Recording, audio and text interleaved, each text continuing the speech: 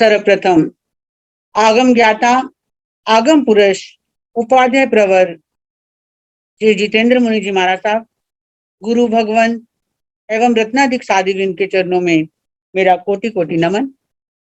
हम सब प्रतिदिन आगम वाजना के माध्यम से गुरुदेव के मुखारविंद से ज्ञान में अपनी अभिवृद्धि करने वाले शास्त्रों का स्वाध्याय कर रहे हैं। आज भी गुरुदेव अपनी वाणी द्वारा हमें लाभान्वित करें, आगम ज्ञान द्वारा हमारी आत्मा को परिष्कृत करें। उससे पहले हम सब मिलकर गुरुदेव को वंदन नमस्कार करेंगे और आज प्रत्यक्ष रूप से वंदना का लाभ ले रही हैं उत्तर भारत परिवर्तनी डॉक्टर श्री सरिता जी महाराज साहब की पौत्र शिष्या सेवा श्रमणी महासाध्वी श्री श्रेया जी महाराज साहब आदि थाना 2, जिनका चतुर्मास न्यू मुल्तान नगर पश्चिम विहार दिल्ली के अंदर गतिमान है। तो प्रत्यक्ष रूप से वंदना करेंगी महासाध्वी श्री श्रेया जी महाराज साहब आदि थाना 2।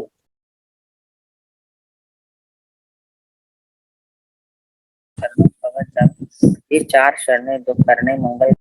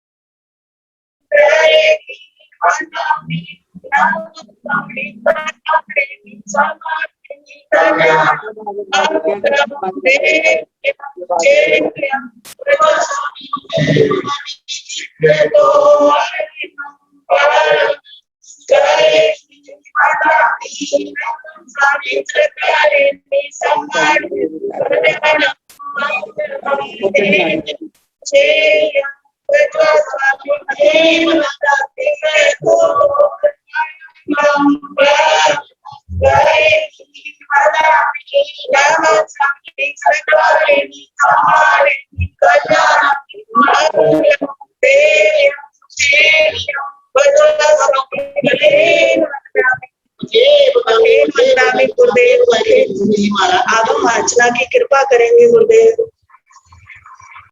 गुरुदेव के मुखारविंद से जो ज्ञान गंगा प्रवहमान हो रही है वो निरंतर निराबाध रूप से चलती रहे, इसके लिए हमारे साधु साध्वीवृंद द्वारा नित्य प्रति तपश्चर्या चल रही है। और आज जो तपश्चर्या है उनके नाम है साध्वी समता जी महाराज साहब एवं साध्वी सुरेशा जी महाराज साहब, जैन ज्योति सरल आत्मा महासाध्वी श्री प्रतिभा जी महाराज साहब, श्री ऋषभ मुनि जी महाराज साहब जिनका उपवास है, प्रतिभा जी महाराज साहब की सुशिष्या महासाध्वी श्री सुदेता जी महाराज साहब हैं। अगला उपवास श्री ऋषभ मुनि जी महाराज साहब जिनका उपवास है, श्री अरहम मुनि जी महाराज साहब जिनका आज उपवास है, साध्वी श्री सृजना जी महाराज साहब एवं महासाध्वी श्री वीर कांता जी महाराज साहब के साध्वी परिवार की तरफ से साध्वी। अगला जो तपश्चर्या है साध्वी श्री प्रीति जी महाराज साहब की जय। और अगली तपश्चर्या उत्तर भारतीय परिवर्तनी श्रमणी सूर्य डॉक्टर श्री सरिता जी महाराज साहब की सुशिष्या घोर तपस्वनी महासाध्वी डॉक्टर श्री शुभा जी महाराज साहब का आज उपवास चल रहा है। उप प्रवर्तक पूज्य श्री विनय मुनि जी वाकीश महाराज सुशिष्य उपाध्याय प्रवर अनुयोग प्रवर्तक पूज्य श्री कन्हैया लाल जी महाराज साहब कमल। और अगला तपश्चर्या है महासाध्वी श्री रिद्धिमा जी महाराज साहब की शिष्या वैरागन सरस्वती जैन।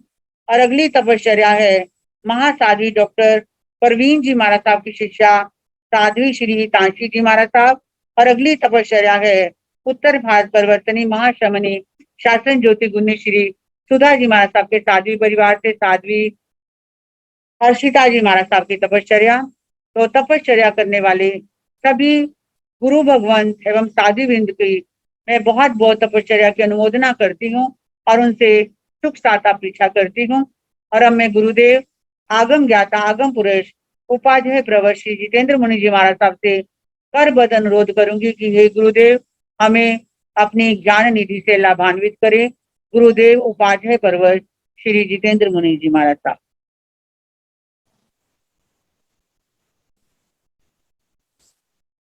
नमो अरिहंताण नमो सिद्धाण नमो आर्याण नमो उभयाण नमो लोय सब पावन देशो पंच नमोकारो साव पावन सुनो मंगलानंद संदेशे परमं हवाई मंगलम।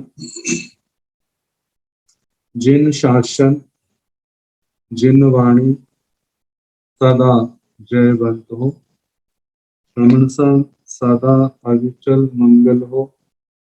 मुक्ति को प्राप्त श्रवण भगवान महावीर स्वामी उनकी परम पावन कल्याणी भागवती वाणी वाचक प्रमुख श्री इंद्र भूति गौतम आदि गंधर्व भगवान युग प्रधानाचार्य परम पूज्य श्री सुधर्मा स्वामी जी महाराज उनकी परम पावन पाठ परंपरा वर्तमान आचार्य ध्यान योगी परम पूज्य श्री शिव मुनि जी महाराज एवं गुरुजन सबके पावन चरण सरोज में मेरा अनंत अनंत बार वंदना नमस्कार। आगम परिषद में विराजमान वरिष्ठ मुनिराज अन्य मुनिगण परमात्मीय भगवती स्वरूपा महासाध्य श्री उत्तराधीन सूत्र की वाचना प्रारंभ है। कल चौथा अध्ययन प्रारंभ कर रहे थे, इसका नाम है असंस्कृत। इसमें एक और प्रमाद का वर्णन है, दूसरी ओर अप्रमाद का। जैसे पहले अध्ययन में विनय धर्म का साधु साध्वी के अनुशासन का वर्णन आया, वह अनुशासन कर्मों के बंधनों को तोड़ने वाला है, जन्म मरण के परिभ्रमण को मिटाने वाला है, इस संसार सागर को पार कराने वाला। लेकिन वह अनुशासन परिसहों से मुक्त नहीं है। इस मार्ग पर चलने वाले साधक के जीवन में कैसे कैसे परिसय आते हैं, देखा जाए तो वह परिसय उस आत्मा के अपने ही कर्म के कारण जीवन में घटित हुए हैं।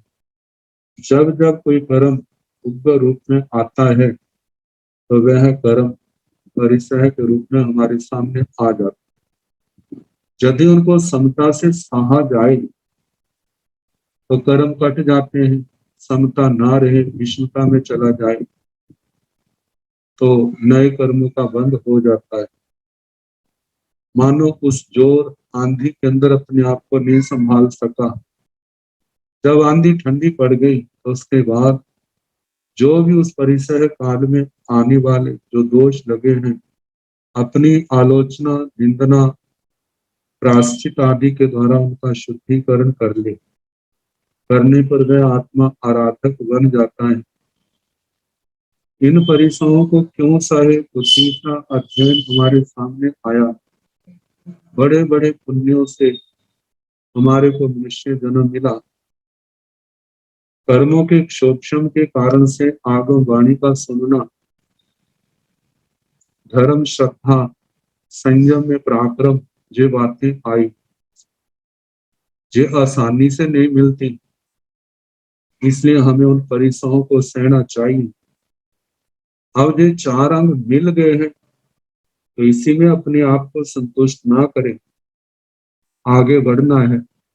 चार अंग सौभाग्य से मिले हैं, अब जे हमारे हाथों से चले ना जाएं, इसलिए इस बात का ध्यान रखना। इन चार अंगों को पा करके कहते हैं प्रमाद छोड़ना, अप्रमत्त जीवन को अपनाना। प्रमाद हेय है, अप्रमाद उपादेय है। इस प्रमाद के कारण जीवन व्यर्थ में चला जाता है। प्रमाद के अंदर फंस करके ठीक कितने कर्मों का बंध करता है, और इस प्रमाद को छोड़ने से हमारा जीवन सफल होगा। कहाँ प्रमाद नुकसान देने वाला है, कहाँ अप्रमत्तता लाभ देने वाली है। संयम में प्रमाद, धर्म ध्यान में प्रमाद, शास्त्र स्वाध्याय में प्रमाद, सारा हम देखें तो अहिंसा संयम तप की आराधना में जो प्रमाद है वो हेय है, आत्मा को अपने मार्ग से भटकाने वाला है, कर्म बंध का कारण है, संसार परिभ्रमण का कारण है। इसलिए भगवान ने श्री इसी सूत्र के 10वें अध्याय में बार बार ये कहा कि समय गोयम मां कमाया, हे गौतम समय मात्र का भी प्रमाद मत करो। गौतम के बहाने से जितना भी मुमुक्षु वर्ग है, चाहे वो साधु है चाहे वो साध्वी है, सबके लिए भगवान का निर्देश है। माध्यम श्री गौतम स्वामी जी है, लेकिन वह पावन संदेश हर साधक को है। मनुष्य जन्म हमारा पल पल करके क्षण क्षण करके प्रति समय घटता जा रहा है। वही समय सार्थक है, सफल है, जो समय हमारा धर्म आराधना में जाता है, संयम तप की आराधना में जाता है, और जो व्यर्थ की बातों में जाता है वह समय हमारा मानो बर्बाद हुआ है, नष्ट हुआ है, और गलत कामों के कारण से नए कर्मों का बंद हुआ है। तो आत्मा को इस बात का ध्यान रखना, इस मोक्ष मार्ग में संयम तप की आराधना में जो प्रमाद है वो हेय है, छोड़ने योग्य है, और जो अप्रमाद है, प्रमाद को छोड़ना, अप्रमत्त बनना, अपनी धर्म क्रियाओं के प्रति हर समय जागरूक रहना और बड़े उत्साह के साथ इनको करना, इनको बोझ नहीं समझना। ये जो धर्म क्रियाएं हैं, समय पर सुबह उठना, अपना जो स्वाध्याय है, जो अपनी धर्म साधना है, धर्म आराधना है, और उसके पास स्वाध्याय आदि करना, फिर उसके पास सुबह होने पर सूर्योदय से पहले ही प्रतिक्रमण करना, और प्रतिक्रमण सूर्योदय के साथ उससे कुछ समय पहले पक्षान हो जाए, फिर उसके बाद सूर्य निकला है जो प्रतिलेपना आदि है वह, फिर उसके बाद नित्य क्रियाओं से निवृत्त होकर फिर स्वाध्याय करना, फिर दूसरा पहर आता है तो प्राचीन काल के अनुसार स्वाध्याय, लेकिन वर्तमान की व्यवस्थाओं के अनुसार हम जो भी हमारी व्यवस्थाएं है तो वह इसी परक होनी चाहिए। स्वाध्याय में जाए, संयम परक हो, तपस्या परक हो, ध्यान में हो, प्रिय वृत्ति में हो, धर्म क्रियाओं में, जिससे हमारा चरित्र निर्मल हो, हमारी तपस्या बढ़े, हमारे संवर बढ़े, निर्जरा बढ़े, कर्म कटे, हमारी आत्मा पवित्र हो, निर्मल हो। गोचरी के समय गोचरी का है, फिर उसका स्वाध्याय के समय स्वाध्याय का, ध्यान के समय ध्यान का, जो भी हमारी नित्य क्रियाएं हैं उसके अनुसार अपने जीवन के प्रवाह को चलाए, जीवन बनाए, जिससे हमारा क्षण क्षण साधना के अंदर जाए, वो सफल हो। तो इसमें किसी प्रकार का प्रमाद नहीं करना। तो प्रमाद को छोड़ने का जहाँ पर उपदेश दिया है, तो जहाँ पर हमारे आचार्यों ने फरमाया है कि उत्तराधन सूत्र की निरुक्ति में जो पांच प्रकार का प्रमाद है, जैसे मध्यम, विषय, कसाया, नित्ता, विकहाय, पंचमी, हणिया, यह पंच विहो ऐसो होई, पमाओ अपमाओ। मध्य, विषय, कषाय, निद्रा, विकथा, ये पांच जो है ये प्रमाद है, प्रमाद के भेद हैं। ये पांच प्रकार का प्रमाद है, और इनको छोड़ना जो है अप्रमाद है। तो जैसे पांच प्रकार का प्रमाद है, ऐसे अप्रमाद भी पांच प्रकार का है। जैसे कि मध्य है, वहां तो नशीली चीजों का वर्णन आया है, जिससे आलस बढ़े, अविवेक बढ़े, तो मध्य है उसको छोड़ना, विषयों को छोड़ना, कषायों को छोड़ना, और निद्रा को प्रमाण से अधिक निद्रा नहीं लेना। ये कथा जो है व्यर्थ की कथा है, वाद विवाद को बढ़ाने वाली, जिससे कोई लाभ नहीं है। ऐसी जिस जो विकृतियों का कारण हो, ऐसी विकथाओं का परित्याग करना ही अप्रमाद है। तो मध्य के संबंध में उन्होंने आचार्यों ने फरमाया कि जिसका सेवन करने से कार्य अकार्य का कोई ध्यान नहीं रहता, क्या बोलना है क्या नहीं बोलना है इसका भी ध्यान नहीं रहता, गम्य क्या है अगम्य क्या है कोई विवेक नहीं रहता। तो इसलिए कहा है कि मुमुक्षु आत्मा को साधु साध्वी के रूप में तो ऐसी बातें नहीं है, तो श्रावक श्राविका है, गृहस्थ है, उनको भी सर्वप्रथम इनका परित्याग करना है। और दूसरा जो है विषय का मतलब विषेदंति धर्मों प्रति नोत्साहन्ते एतेषु इति विषया, कहते हैं जिनके आने पर धर्म के प्रति, धर्म के अंदर विषयों का संपर्क ज्यादा बढ़ गया है, तो जब धर्म की आराधना होगी तो विषाद का अनुभव होगा, दुख तकलीफ होगी, जो अरे क्या हो गया है, धर्म के प्रति उत्साह नहीं रहता। और कहा जिसके आसेवन काल में, जिनका सेवन करने में तो बड़े मधुर लगते हैं, लेकिन इनका परिणाम जो है अत्यंत कड़वा है। और कड़वा जो है ऐसा है जैसे जहर की उपमा दी जाती है। तो इसने कहा इन विषयों से अपने आप को बचाना। और कहा कि विषय जो है धर्म ध्यान में बाधा डालने वाले हैं, तप संयम में बाधा डालने वाले हैं। तो इसलिए शब्द है, रूप है, गंध है, रस है, स्पर्श है, ये जो ऊपर विषय है, जहाँ आत्मा समता से विषमता की ओर जाने चला जाता है, तो कहा ये जो विषयों का सेवन अविवेकियों के द्वारा सेवन किया गया है, विवेकी लोग जो है वो इनसे बचते हैं। और विषय शब्द की परिभाषा करते हुए हमारे आचार्य ने कहा है कि भी उपसर्ग है, शीण धातु है, शीण जो है वो बंधन अर्थ में आती है, तो इसको आज प्रत्यय करके विषय शब्द बनता है। मतलब कि जो इस आत्मा को, जो आत्माएं जागरूक है उनके ऊपर ये विषय कोई असर डालते नहीं है, वो उनसे प्रभावित नहीं होती है। लेकिन जो जागरूक नहीं है, प्रमाद में है और भारी कर्मी है, ऐसी आत्माएं जो है इनके चक्कर में फंस जाती हैं और बंध जाती हैं। और इनसे बंधना तो आसान है, लेकिन इनसे मुक्त होना आसान नहीं है।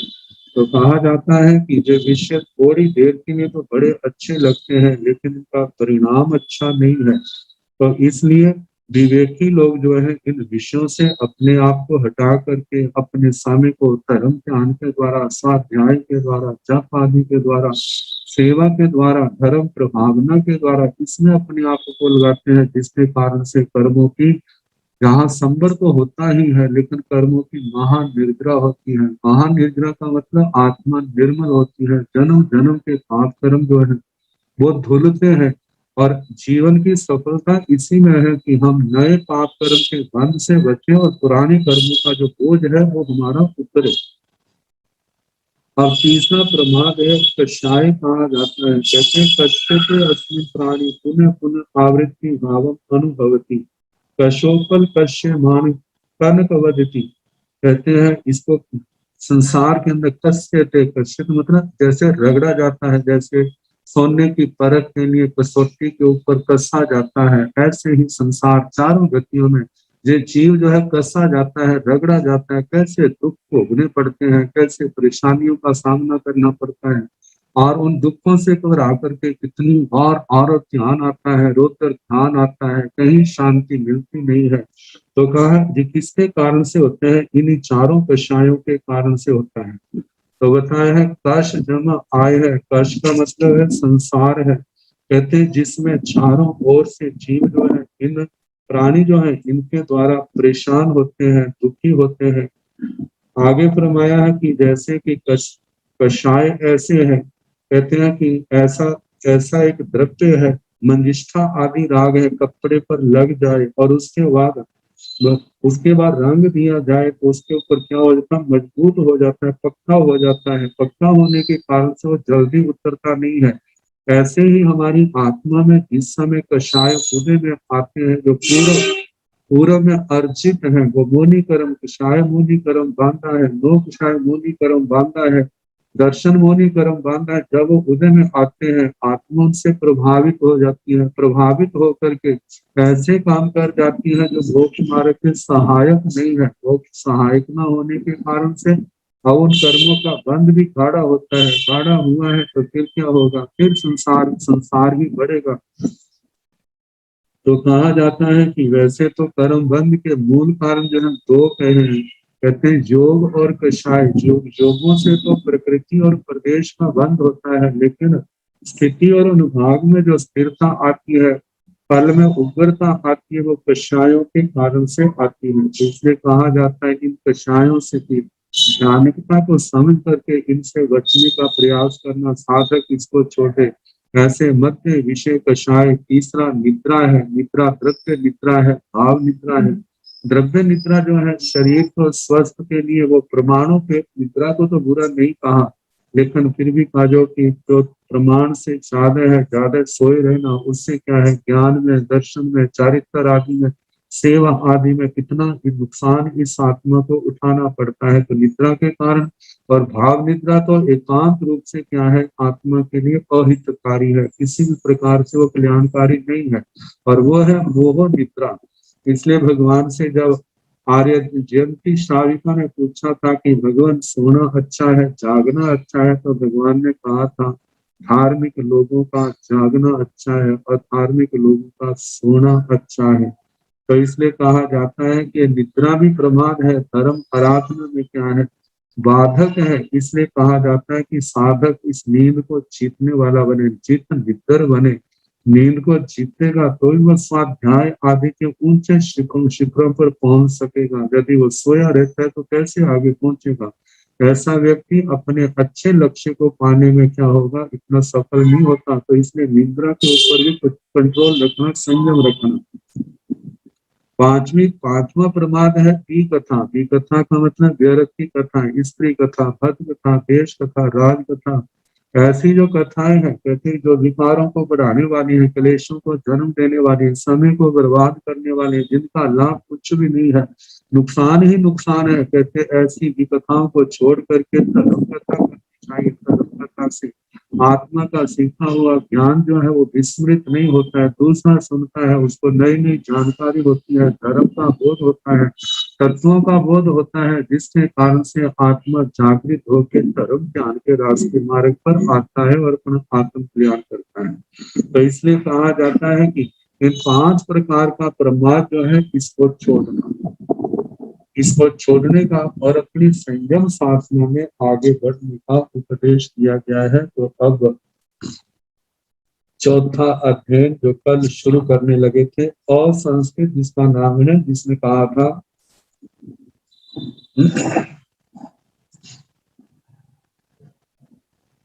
असंस्कृत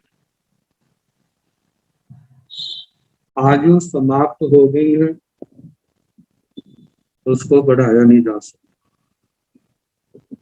दीपक में तेल खत्म हो रहा है तो बुझने से पहले हम तेल डाल दें तो उसको बुझने से तो बचाया जा सकता, वहां तो उसको हम आगे बढ़ा सकते। मानो किसी की सर्विस का काल समाप्त होने जा रहा है तो अच्छे व्यवहार के कारण से उसको भी बढ़ाया जा सकता। ऐसे संसार की कितनी चीजें हैं जिनको बढ़ा सकते हैं, लेकिन शास्त्रकारों का, भगवान का कहना है कि यदि आयु कर्म समाप्त हो गया तो उसको बढ़ाने की ताकत किसी के अंदर नहीं है, इंद्र महाराज तक नहीं है। यदि उनके अंदर होती तो वो भी अपने आयुष्य कर्म से ज्यादा वहां पर रह सकते थे, लेकिन जब समय आता है तो वो अपनी आयु नहीं बढ़ा सकते तो दूसरे की क्या बढ़ा। दूसरी बात यही है कि दुनिया की टूटी हुई वस्तुओं को जोड़ा जा सकता है, यदि आयु कर्म टूट गया तो इसको जोड़ने की ताकत किसी के अंदर, शक्ति किसी के अंदर नहीं। इसलिए कहा जाता है कि हे आत्मा, समय के महत्व को समझो, इस समय को धर्म ध्यान के द्वारा सार्थक करो, इसको प्रमाद के अंदर व्यर्थ नहीं गवा। तो जहां पर अनेक उपदेशों में भगवान ने उपदेश के माध्यम से आत्मा के अंदर अप्रमत्तता के भाव लाने का जो उपदेश किया है, प्रयास किया है, तो कहा जा रहा है असंख्य जीवीय माय जरो गणीय सहो नथी ताड़न एवं विज्ञाना ही जने पमत्ते इन्नु विहिंसा अध्यगहि असंख्य जीवी, जो हमारा जीवन असंस्कृत, असंस्कृत का मतलब टूट गया तो जोड़ा नहीं जा सकता, और समाप्त हो गया तो इसको बढ़ाया नहीं जा सकता। ऐसा जो हमारा जीवन नश्वर है, नाशवान है, सदा रहने वाला नहीं। किसी की आयु कितनी भी लंबी क्यों ना हो, जहां जन्म है वहां पर मृत्यु अवश्यम भावी। तो कहा जब एक भगवान ने कहा कि जीवन हमारा सदा रहने वाला नहीं है, तो फिर प्रश्न उठता है, फिर क्या करें? भगवान कहते हैं अगले शब्द में मां पमाय आए, प्रमाद मत करो। प्रमाद का मतलब लापरवाही नहीं करना। इसमें लापरवाही ना करें।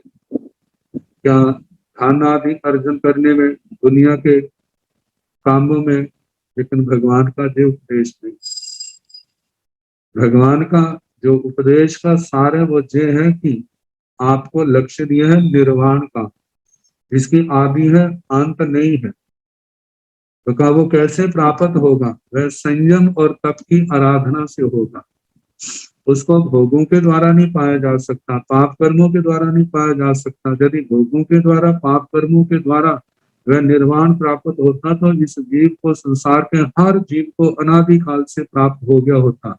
क्योंकि ये आत्माएं अनादिकाल से भोगों का सेवन कर रही हैं, अनादिकाल से 18 पापों का सेवन कर रही हैं, इसलिए आत्मा का निर्वाण नहीं हुआ। भगवान अपने केवल ज्ञान के द्वारा सब कुछ जानते हैं कि आत्मा का संसार परिभ्रमण का कारण क्या है, 18 पाप है, और संसार से मुक्ति का कारण क्या है, इन 18 पापों का परित्याग है।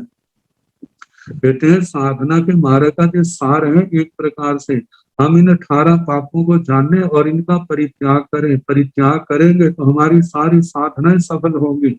यदि इन 18 पापों का त्याग नहीं किया जाता तो हमारी कोई भी साधना सफल होने वाली नहीं है, जिसका संबंध आत्मा की शुद्धि से है। तो कहा कि माप माए प्रमाद ना करो। किस में प्रमाद ना करें? 18 पापों का परित्याग करने में, संयम की आराधना में 18 प्रकार का संयम है, उसका पालन करने में प्रमाद ना करें।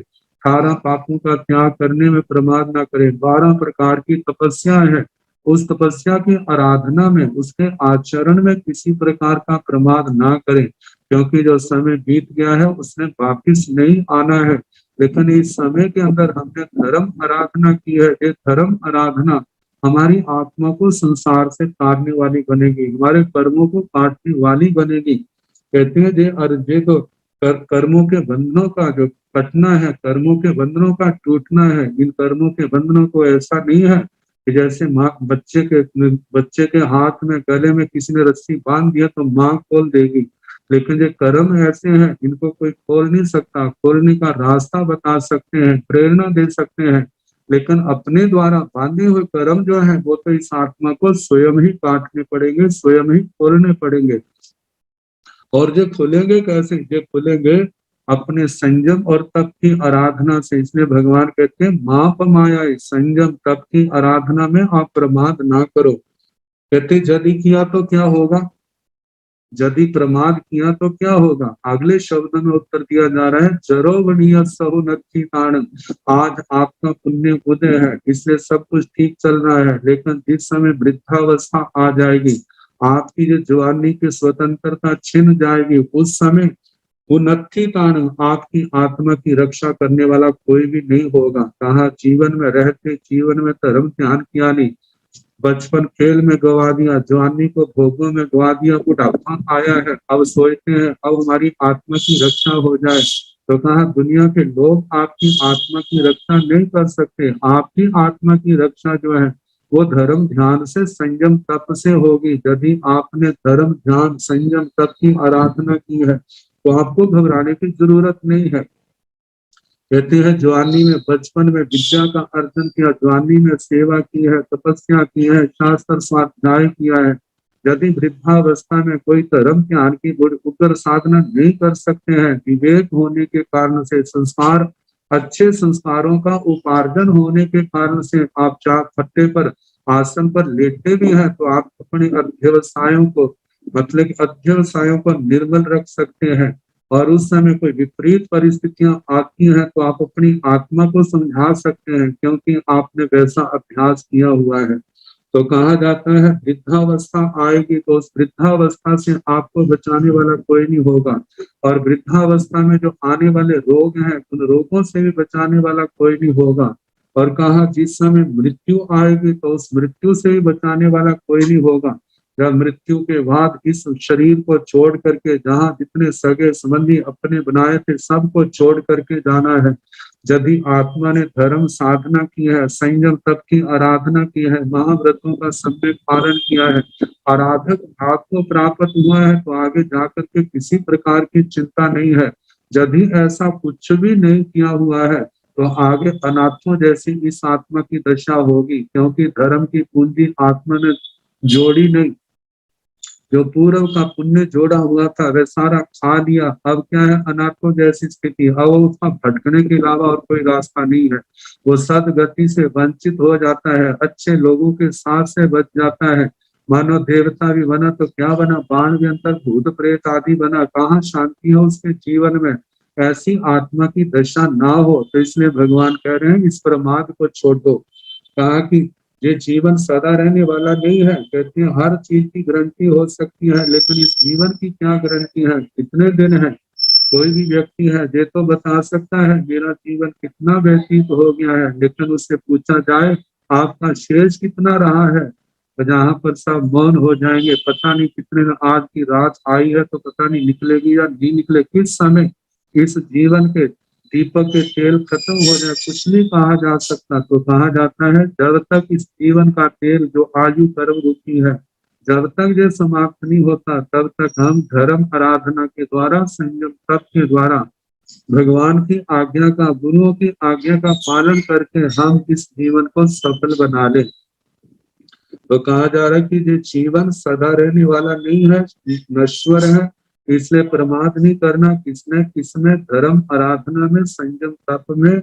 और कहा कि यदि प्रमाद किया तो क्या होगा, जब बुढ़ापा आएगा, कर्म का जोर पड़ेगा और मृत्यु आ जाएगी, तो इस आत्मा की रक्षा करने वाला इस संसार के अंदर कोई भी नहीं होगा।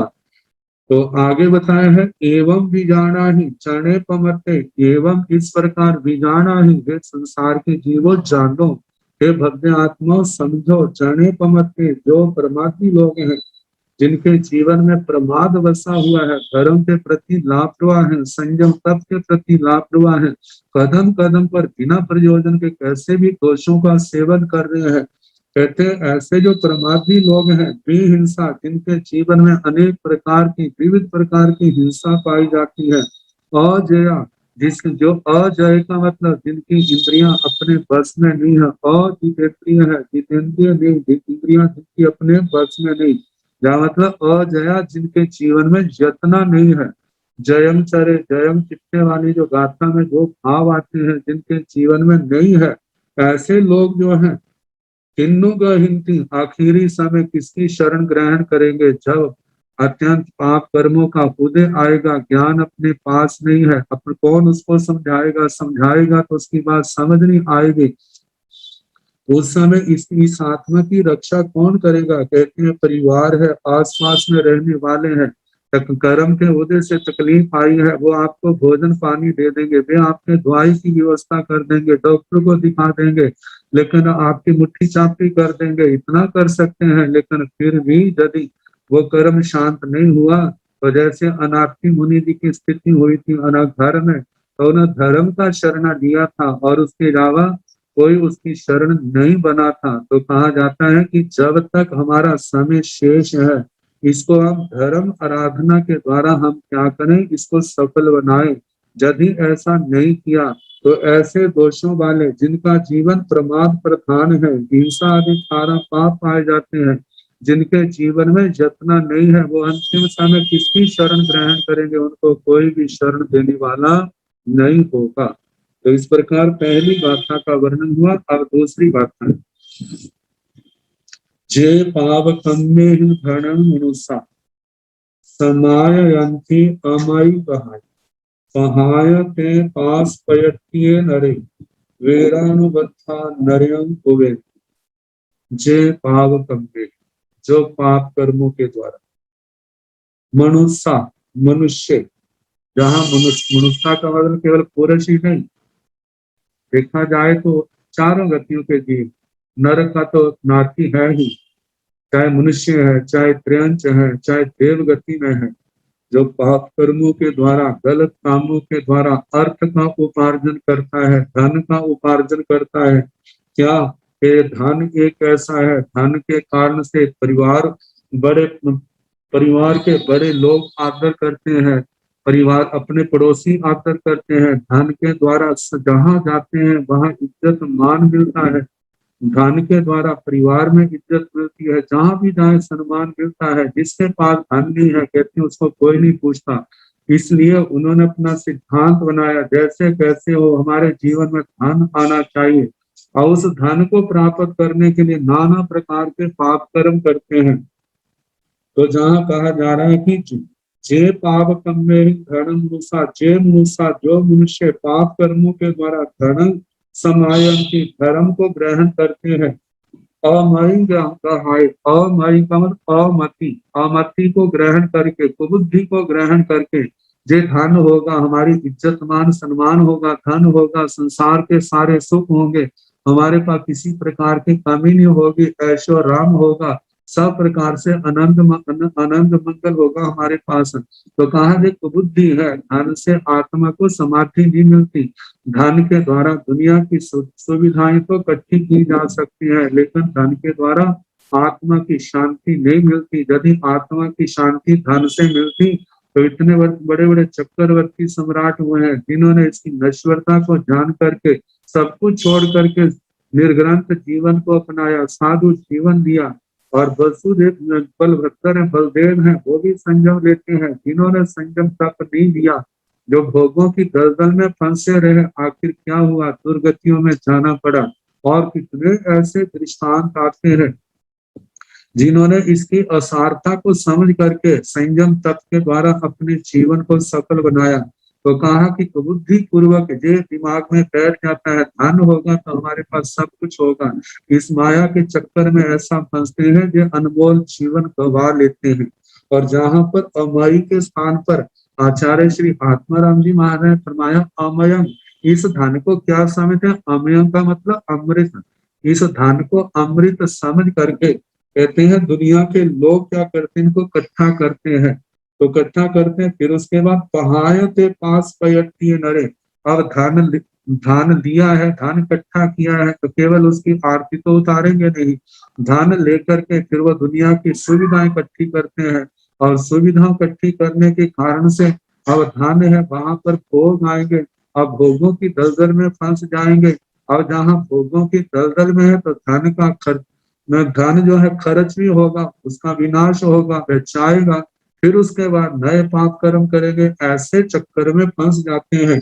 तो कहते हैं पास पयटी नरे, पास का मतलब पाश, पाश का मतलब बंधन, बंधन ऐसी इच्छाएं, लालसाएं, काम, क्रोध, मद, लोभ, विषय, वासना, ईर्षा आदि ये जितने भी जो पाश हैं, जैसे आठों कर्म है, कर्मों के पाश में, और कर्मों के पाश में जीव क्यों बनता है, जे कषाय है, जैसे मिथ्यात्व है, मिथ्यात्व के कारण से कितने पाप कर्म करते हैं।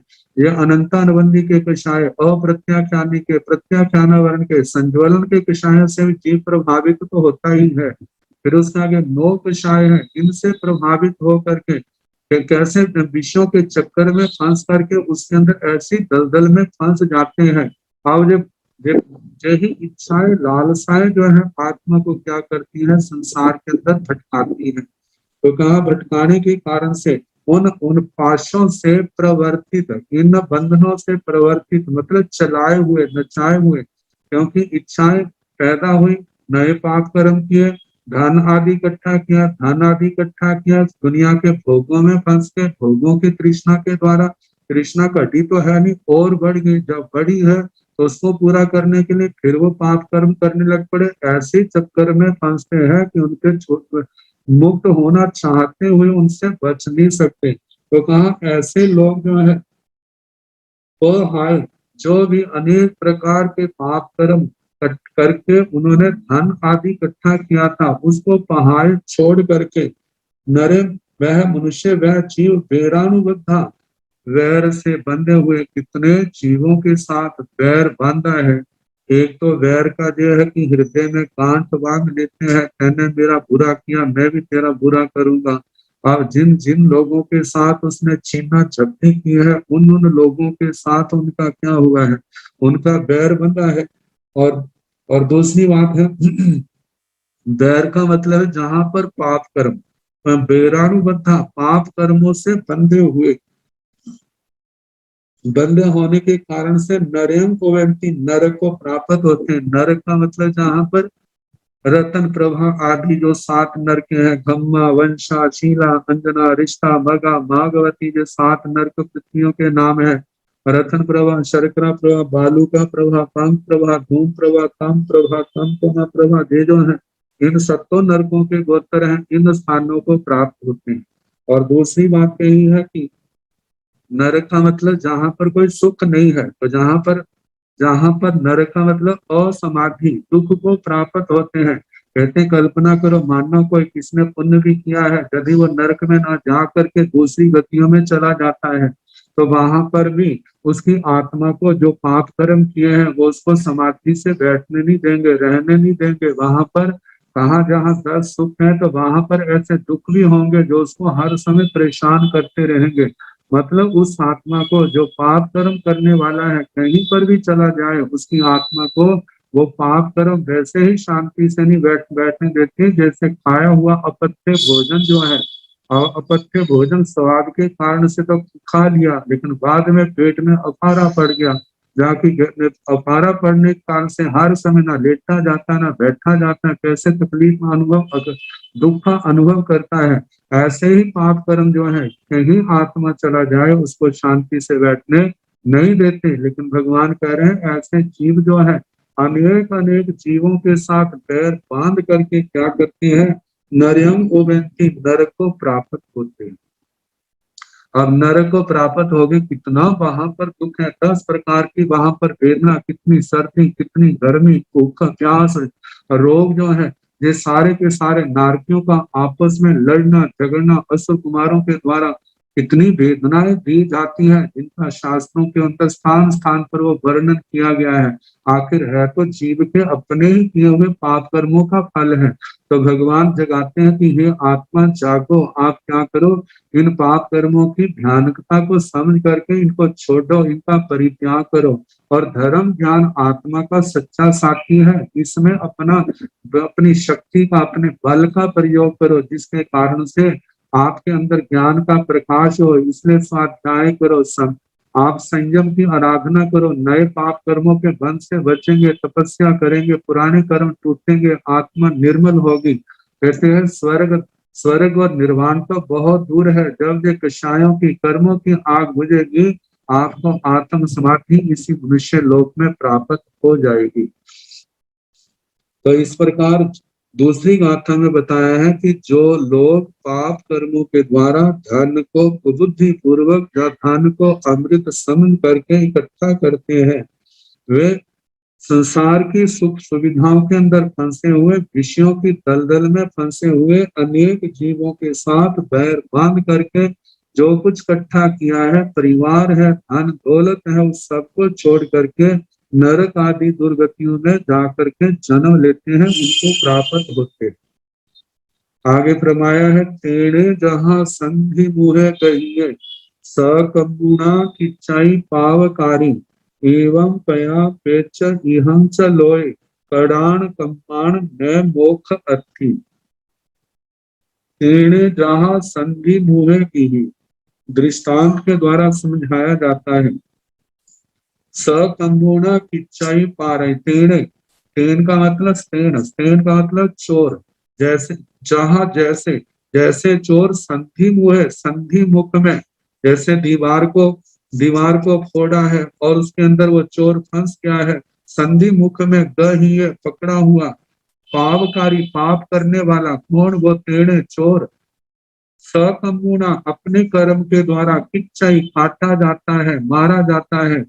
कहते हैं एवं पया पेच इहं च लोय, एवं इस प्रकार, पया का मतलब प्रजा, प्रजा का मतलब जहाँ संसार के जीव, पेच मृत्यु के बाद, इहं च इस लोक में, इस लोक में, इस भव में या पर भव में, लोय लोक में अपने किए पावकारी, जो पाप करने वाले हैं, किच्छाई, अपने कर्मों के द्वारा वो काटे जाते हैं। कहते हैं बाहर जो काटने वाले हैं, मारने वाले हैं, वो तो एक निमित्त है, लेकिन जब और मूल में क्या है, वो तो आत्मा के किए हुए पाप कर्म है। यदि आत्मा के किए हुए पाप कर्म ना हो तो दुनिया का कोई भी जीव उसको परेशान करने की हिम्मत नहीं रखेगा।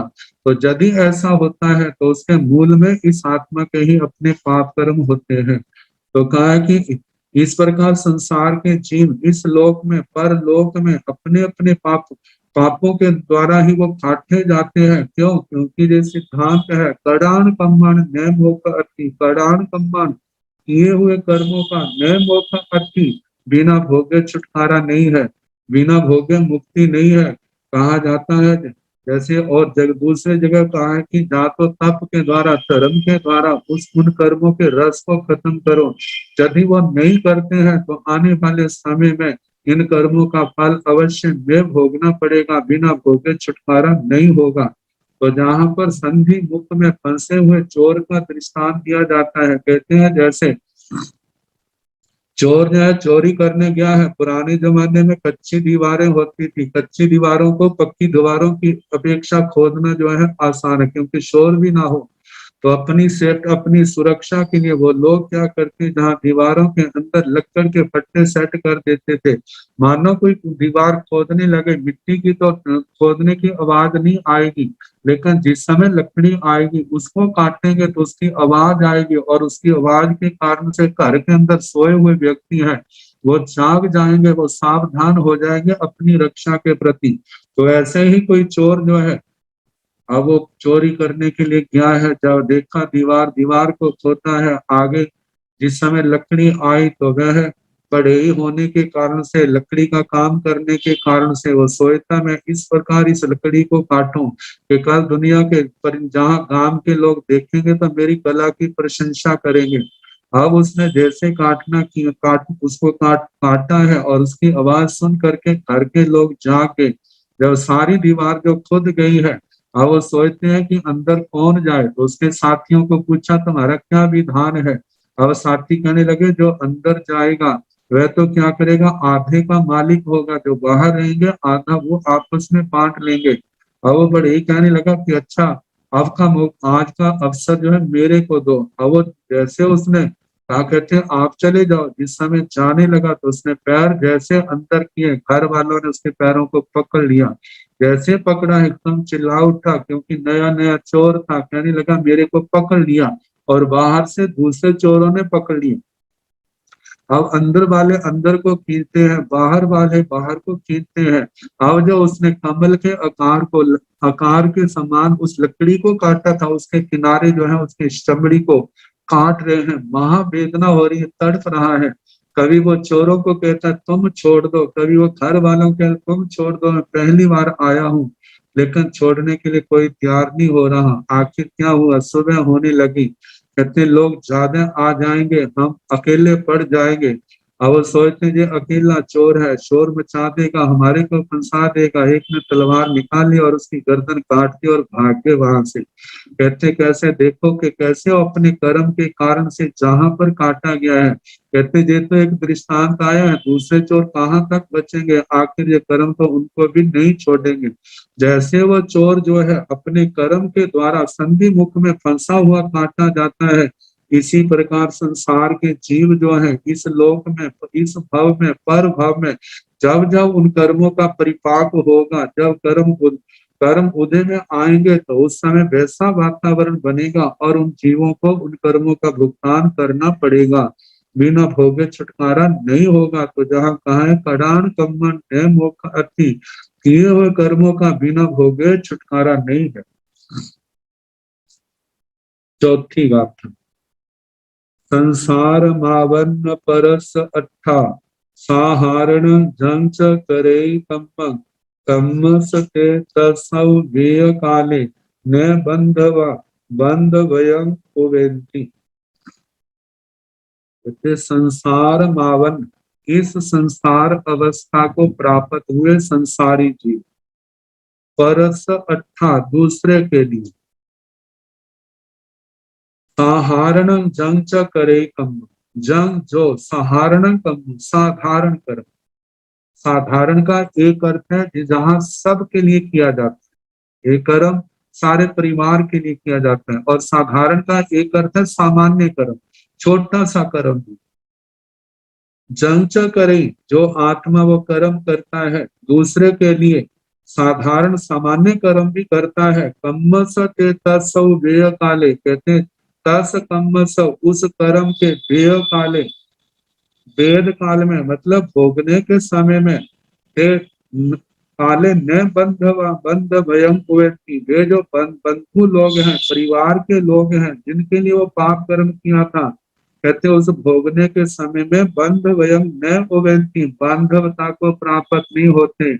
बांधवता मतलब के जो बंधु बना है वहां पर उसके फल को, कहते जैसे धन कमाया था तो धन के हिस्से तो बांटनी है, लेकिन जब गलत तरीके से धन कमाया था, गलत काम की जो सजा मिली है, तो सजा को बंटवाने के लिए कोई भी आगे नहीं आता। तो कहा जाता है संसार, संसार क्या चीज है, कहते जे संसार जहाँ संसरंती परिभ्रमंती नाना विधानी जन्मानी धारयंती, जहाँ पर संसार के जीव नाना प्रकार संसरण करते हैं, परिभ्रमण करते हैं, नाना प्रकार के जन्म को धारण करते हैं, और जहाँ पर जीतते हैं, संसरण के कारण, परिभ्रमण के कारण से इसको संसार कहा है। तो कहा ये संसार, लेकिन एक संसार का ऐसी भी व्युत्पत्ति हम बना सकते हैं, जैसे सम का मतलब सम्यक, सारे का मतलब सार। इस संसार के अंदर चतुर्गति संसार के अंदर सारा निसार ही निसार नहीं है, जहां पर सार भी है। कहते वो सार क्या चीज है, कहते हैं अस्ति अस्मिन जस्मिन वा, इस संसार में सार है वो क्या है, ज्ञान दर्शन चरित्र आदि, ये जो है इस संसार के अंदर सार भी है। तो कहा है कि जैसे पांच परमेष्ठी भगवान का अरिहंत भगवान भी तो इस संसार में है, जो लोक का सार है। शिव भगवान भी आखिर है तो लोक में ही है, लोक से बाहर नहीं है। आचार्य भगवंत हैं, उपाध्याय हैं, साधु साधियां हैं, श्रावक श्राविका है, जो चतुर्विद तीर्थ जो है, ये चतुर्विद संघ इस संसार के अंदर ही है। कहते हैं इस संसार के अंदर होने के कारण से, इस संसार के अंदर सब निसार नहीं है, जहाँ पर सार भी है। इस सार के कारण से इसको हम संसार भी कह सकते हैं। लेकिन ज्यादा जो प्रचलित अर्थ है वो तो संसार का जन्म मरण आदि के लिए ही अर्थ है, कि जहाँ पर जीव आवागमन जिनका लगा है, परिभ्रमण कर रहे हैं। तो कहा है ऐसे संसार को प्राप्त जीव जो है, जो एक साधारण थोड़ा सा भी कोई भी काम करें, लेकिन जिस समय उस कर्म के भोग का समय आएगा, तो जितने भी बांधव हैं, बांधव मतलब परिवार के लोग, रिश्तेदार हैं, कोई भी अपना बांधवपना निभाएंगे नहीं। कहते हैं बांधव का मतलब बंधन, बंधन जिनका आपस में जे है, कितनी बार अपनी प्रतिज्ञाएं करते हैं, संकल्प लेते हैं, सुगंध लेते हैं, हम इकट्ठे रहेंगे, इकट्ठे जिएंगे, इकट्ठे मरेंगे, कोई भी दुख आएगा सुख आएगा तो हम इकट्ठे ही भोगेंगे। लेकिन कहा कि ये सारी प्रतिज्ञाएं जो है धरी की धरी रह जाती है। जिस समय किसी के पेट में दर्द होती है वो दवाई तो ला देगा, लेकिन उसकी पेट की दर्द को आदि ले नहीं सकता है, वो तो उसको ही भोगनी पड़ेगी। ऐसे और भी कोई तकलीफ आती है कर्म का, तो कर्म का फल जो है उसी आत्मा को भोगना पड़ेगा जिसने किया है। तो कहा कि ये जो बंधपना है, ये जो प्रतिज्ञा है, संकल्प है, ये सारे के सारे कोई भी सफल नहीं होता। तो इसलिए आत्मा को कहा जाता है जिस मोह के अंदर फंसे हुए आप अपना अनमोल जीवन गंवा रहे हैं। अब इसके महत्व को समझे। कहा पहली बात तो यह है कि आपके जीवन में साधु जीवन आना चाहिए। आपके जीवन में साधु जीवन आता है तो बहुत अच्छा है, यदि साधु जीवन नहीं आता तो कम से कम श्रावक जीवन तो जरूर होना चाहिए। इसके बिना अपना जीवन नहीं गंवाना चाहिए। श्रावक जीवन, साधु जीवन में 5 महाव्रत है, रात्रि भोजन का त्याग है, 5 समितियां, 3 गुप्तियां है, ये सार चीजें हैं, 10 प्रकार का यति धर्म है, और इसका पालन करते समय आने वाले परिसर उपसर्ग हैं, उनको आप समता से सहने का अभ्यास करते हैं तो आपका जीवन सफल है। और यदि जो साधु जीवन के अपनाने की क्षमता नहीं है तो फिर कम से कम श्रावक जीवन तो जरूर होना चाहिए। 5 पहले तो अपनी श्रद्धा शुद्ध हो, तो अपने सम्यक दृष्टि बने, 5 अनुव्रतों को, 3 गुण व्रतों को, 4 शिक्षा व्रतों को, इनको पालन करके अपने जीवन को जितना संभव हो ज्यादा से ज्यादा हम इसका अपने सार्थक करें। कहा कि इसका अभ्यास करेंगे तो जीवन के अंतिम अंतिम दिनों में हम ज्यादा संयम भी पालन कर सकते हैं, हमारे को समाधि मरण भी आ सकता है।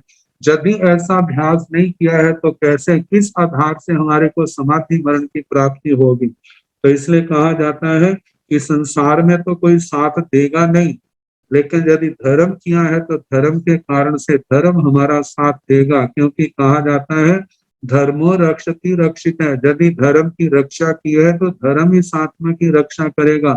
यदि आत्मा ने धर्म संयम तप की रक्षा नहीं किया है तो इस संसार के अंदर इस आत्मा की रक्षा करने वाला कोई नहीं। आगे फरमाया है 5वीं गाथा, वित्तेन ताणं न लभे पमत्ते इमं मिलोए अधुवा परत्था दीव पणट्ठे व अनंत मोहे ने आउवं दट्ठुम अदट्ठुम में वित्तेन ताणं न लभे पमत्ते। कहते जो व्यक्ति प्रमत्त है, धर्म से दूर है, नाना प्रकार के पाप कर्मों का सेवन करने वाला है, मध्य विषय कषाय निद्रा विकथा के अंदर फंसा हुआ है, धर्म की आराधना से दूर होने वाला, यदि कोई सोचे मैं धन मेरी रक्षा करेगा, परिवार मेरी रक्षा करेगा, धन तो जहाँ पर नाम है केवल एक नाम आया है, परिवार की तो पहले बात होगी, परिवार इस आत्मा की रक्षा नहीं कर सकता। जो लोग सोचते हैं धन मेरी रक्षा करेगा, तो उनका अंधेरा हटाने के लिए भगवान कहते हैं जो लोग प्रमत्त अवस्था में जी रहे हैं धन उनकी भी रक्षा नहीं कर सकता। कहते हैं वित्तेन ताणं न लभे पमत्ते। पमत्ते का मतलब जो प्रमत्त है, जो प्रमाद का मैं जीवन जी रहा है, ऐसे जीव की धन से के द्वारा ताणं न लभे, वे त्राण को रक्षा को प्राप्त नहीं कर सकते, उनकी रक्षा नहीं होगी। इमामी लोय अधुवा परत्था, इस लोक में हो चाहे परत्था परलोक में, अधुवा अथवा इस लोक में या परलोक में, इस धन से इस आत्मा का त्राण नहीं है, प्रमत्त अपनी आत्मा की रक्षा नहीं कर सकता। कहते हैं दीव पणट्ठे व अनंत मोहे ने आउवं दट्ठुम अदट्ठुम एव। कह दीव पणट्ठे, जिस समय दीपक नष्ट हो जाता है, या मतलब कि दिन में जिस रास्ते को अच्छी तरह से देखा था, कहा उस देखने के कारण से जब रात आई है, पास में कोई प्रकाश का साधन नहीं है, जो रास्ता देखा था अब वो भी रास्ता उसको दिखाई नहीं देता है। रास्ता दिखाई ना देने के कारण से, कोई ऐसा घोर अंधकार होने के कारण से उसको रास्ता दिखाई नहीं देता। तो कहा अनंत मोह, अनंत मोह, जहाँ पर अनंत मोह अंधकार, अनंत अंधकार का रूप भी है, और जहाँ पर अनंत मोह अनंत मोहनी कर्म का भी है। जब अनंतानुबंधी कषाय उदय में आ जाएंगे, प्रगाढ़ मिथ्यात्व का उदय आ जाएगा, तो उस समय आत्मा की क्या अवस्था होगी। मानो किसी समय न्यायकारी मोक्ष मार्ग जो है, अरिहंत परमात्मा के द्वारा जो धर्म बताया, जिसमें शुद्ध धर्म है, चारित्र धर्म है, साधु धर्म है, शावक धर्म है, ये सारे जानने थे। कहा दट्ठुम दट्ठुम, लेकिन जब पाप कर्म का घोर उदय आएगा तो उस समय ये देखा हुआ मार्ग, यदि मानो पहले देखा है और इस देखने के बाद भी यदि अत्यंत घोर पाप कर्मों का उदय आया, तो ये देखा हुआ मार्ग भी क्या बन जाएगा, अनदेखा बन जाएगा। तो जहां पर ये दृष्टांत दिया है, यह दीवे का दृष्टांत दिया है, तो चूर्णिकार टीकाकारों ने ऐसा कहा है कि कोई धातुवादी, धातु सोने आदि की धातु के खोजने वाले पर्वत की गुफाओं में घूम रहे हैं, देख रहे हैं कहीं मिले, तो पहले तो उनके पास प्रकाश के साधन थे, उस समय के अनुसार मशाले आदि, जमानो आजकल दीपक आदि है तो वो है, लेकिन जब घोर गुफा के अंदर आगे चले गए हैं, कोई ऐसी हवा चली, उनका क्या हो गया, दीपक बुझ गए, और जब दीपक बुझ गए चारों ओर घोर अंधेरा है, और चारों ओर भटकते हैं लेकिन उनको रास्ता नहीं मिल रहा। गुफाओं के अंदर कोई गुफा किसी और जा रही है, कोई किसी और जा रही है, और उसको दिखाई तो कुछ दे नहीं रहा। आखिर क्या हुआ, कहीं विषधर सांप बैठा था और किसी का पैर लगा तो उसने काट लिया और सारे क्या हो गए, मृत्यु को प्राप्त हुए। कहते पहले तो दीवे की रोशनी में उन्होंने रास्ता देखा था, लेकिन जब दीवे की रोशनी नहीं रही, अब उनको देखा हुआ रास्ता भी दिखाई नहीं देता। और जहां पर इस धर्म के क्षेत्र में इस दृष्टांत को ऐसे घटाया जाता है कि मानो कभी गुरुओं के दर्शन किए, भगवान की वाणी सुनी, धर्म को जाना, लेकिन उस आत्मा ने पाप कर्मों का त्याग नहीं किया। पाप कर्मों का सेवन करने के कारण उसकी आत्मा जो है दिन प्रतिदिन मैली होती जा रही है, कर्म गाढ़े होते जा रहे हैं। अब वो संभला तो है नहीं संभलने के कारण से एक समय ऐसा आया कि पाप कर्मों का अत्यंत प्रगाढ़ उदय गुरुजनों की संगति से दूर हो गया। अब वो धर्म करना चाहता है, लेकिन पूर्व के पाप कर्मों का इतना जोर है कि धर्म करते सार ही कोई ना कोई अंतराय आ जाएंगे, अध्यवसाय में मैलापन आ जाएगा, मन उसका टिकेगा नहीं। दुनिया के पाप कर्म जो है जो किए हैं वो हर समय उसके ध्यान में आएंगे, उसकी आत्मा बेचैन हो जाएगी। तो कहा उसने धर्म का रास्ता कभी देखा तो था, लेकिन पाप कर्मों को नहीं छोड़ने के कारण से वो देखा हुआ भी अनदेखे के समान हो गया। और जहां पर ये भी कहा जाता है कि मानो किसने धर्म के मार्ग को तो देख लिया, सुन लिया, जान लिया, निश्चय कर लिया, लेकिन वह पाप कर्मों का परित्याग नहीं करता है। नहीं करने के कारण से उसका जानना भी जो है नहीं जानने के समान ही है। तो क्या होगा कि नहीं जानने के समान, और उसने पाप कर्मों को तो छोड़ा नहीं, भोगों की दलदल में फंसा रहा। अब मरने जिस समय मृत्यु का समय आएगा, कर्म आयु का बंध जो है उसका अच्छा नहीं होगा। क्यों? क्योंकि उसका आचरण तो अच्छा नहीं, क्योंकि ज्ञान जो है वो तो प्रकाश के समान है। प्रकाश ने तो केवल अंधेरे को दूर करना है, लेकिन उसने घर की सफाई नहीं करनी। अब सफाई जो है वो तो व्यक्ति के अपने बल पराक्रम के ऊपर निर्भर है। अब गुरुओं का उपदेश सुन करके जान तो लिया, लेकिन जो आत्माएं पाप कर्मों का त्याग नहीं करती, भोग मार्ग का त्याग नहीं करती, जीवन में साधु धर्म नहीं तो श्रावक धर्म को भी नहीं अपनाती है, तो कहते हैं वो उनका केवल इतना जानना मात्र उनकी आत्मा की रक्षा नहीं कर सकेगा। तो इसलिए कहा जाता है कि हे आत्मा, इस अंधेरे में न रहना कि मेरा जो धन, जो परिवार, जो दुनिया के लोग जो मेरा उद्धार, मेरे मेरे सहायक बन जाएंगे, इस लोक में परलोक में रक्षा करेंगे। कोई भी इस आत्मा की रक्षा करने वाला नहीं होगा। रक्षा तो तभी होगी यदि प्रमाद को छोड़ करके इस आत्मा ने सम्यक प्रकार से धर्म की आराधना की है। जो धर्म की आराधना करते हैं वो ही उन्हीं की जहां और आगे रक्षा होती है। अब इसके आगे प्रमाद को छोड़ने का आत्मा की रक्षा के लिए और प्रेरणा।